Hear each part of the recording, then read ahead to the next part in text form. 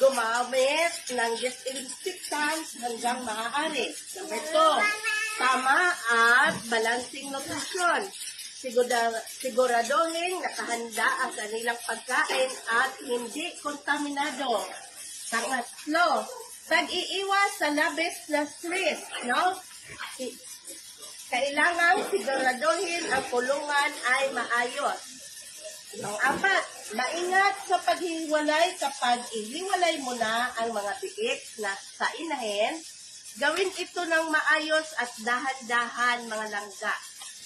Ang bigla na pagbabago sa kapaligiran o stress sa paghiwalay, agad na aksyonan ang anumang senyales na di normal sa pagdudumi. Number 5, konsultasyon sa veterinaryo. Pero, kung kaya mo, ay gawin mo. At ito ang aking paraan sa kanilang pag-iinom ng inomin. Tingnan niyo guys, Vitracin Gold, Vitracin.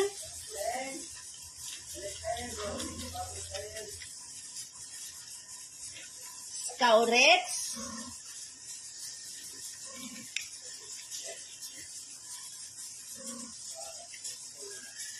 Inihalo ko lang sa tubig na, tingnan nyo guys, nag-iiba ang kulay gawa sa mga dalawang yan ng Vitracin at saka Scaurex. Ito, pwede na nimo itong gamitin sa kanilang pag-iinom. Tingnan mo guys.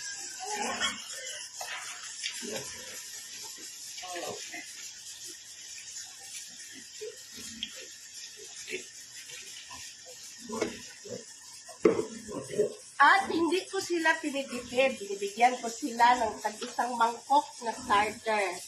Na, tingnan mo.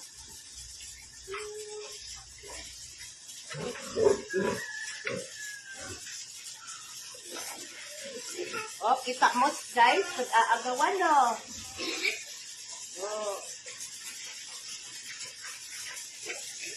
aagawan sila ng pagkain.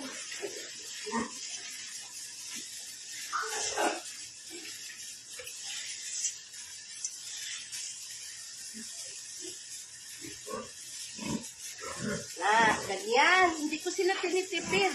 Hanggat mauubos nila, kaya nila, sige, go. Go lang mga biik. Thank you for watching.